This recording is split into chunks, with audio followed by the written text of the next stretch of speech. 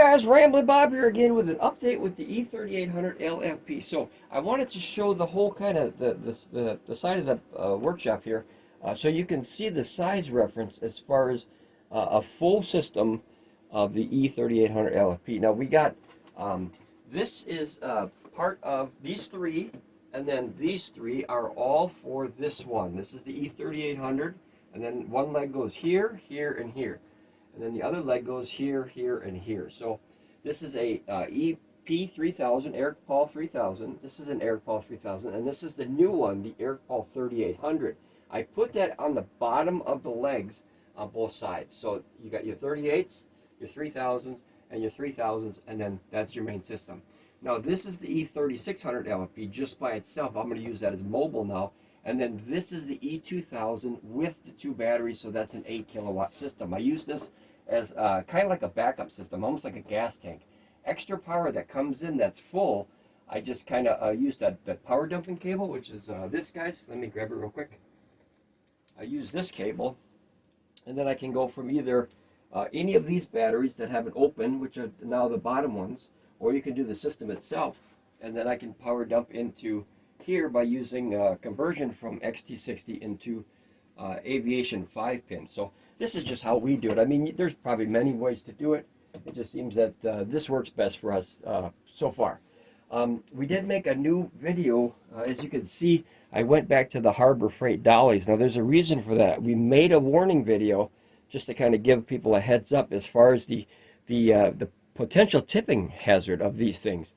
This is a fantastic dolly. Great. I mean, you could put that a whole stack on there and spin it in a circle with one finger. The problem is that the tires. They're off center of gravity. Like, I think the post should be right above the wheels. I think that's just maybe possibly a design flaw. I don't know, or it's designed only to use with the system. Either way, so go watch that video and be safe out there, guys. Be safe. As opposed to this whole system here now, this one, this one, this one, this one, this one, this one, and this one, that is 23, let's see, I have the number here, that adds up to 23,748 watt hours. So this entire system right here, and then that one is all one big piece. They're about a foot apart. They look closer than what they really are. They're further. These are tighter because we don't use these. These are kind of like super backups, and then those are kind of like almost like trophies, the small ones. My wife likes those, but I like these big ones now. But so far, no problems, guys. We have 1,600 watts coming in solar on this one, and then 1,600 coming on this one. But remember, they max out at 1,500 watts. They're a little over panel, but that's okay. And then we have our second arrays. 3 and 4, which are going into the E2000 right now. This is 100%. This is at 84%. So not too good a solar today. We're only getting like 200 watts in over there.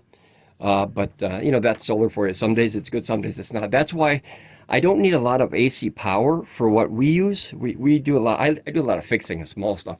So we don't need a lot of top end power for AC. But I do like having extra battery capacity. That way, on a day like today, I don't care. If you don't get sun, you don't get sun, because I've got 23,000 watt hours sitting here that'll easily stretch 2 or 3 days without concern for us. So that's pretty much the update for today. Is the E3800 LFP seem to be working totally fine in a system with the E3000s. But like I said, I put them on the bottom. I thought I'd test it and see. I put all the cables the same way so it looks nice and clean. As you guys can see, it's a very, very professional looking system, as most power stations are. But like with the E2000, if you guys notice these cables, oh, I just like those. I hated those because they stick out so far. PECRON was going to make these right angle cables for this, and they never did. I was very disappointed about that. But when they made the right angle cables for the E1500 and the forward, great design, great design. I just wish they were like 1 inch longer so you could put a battery on top of the system. Now, I don't know if these are designed to be stacked so high. As you can see, we've got 1, 2, 3, 4, 5, 6, but the frame should be holding. I probably recommend, if you're not up against a wall or somewhere safe, guys, I'd recommend, try not to go more than 3 high, maybe 4, which is the system itself. This, and this. just for safety. Like I said, especially if you use this thing, be careful with that. Make sure all the tires are outwards.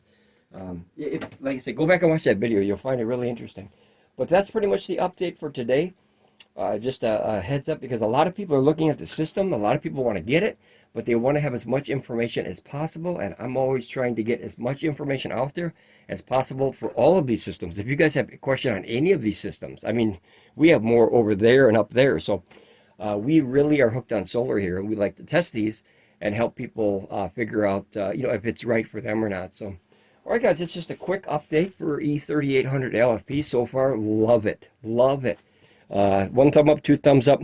The Dolly, not 100%, but it's very, very nice if you just use the system alone. All right, guys, ramble on, be safe. I'll see you next time for more updates for the E3800LFP. Here, bye, guys.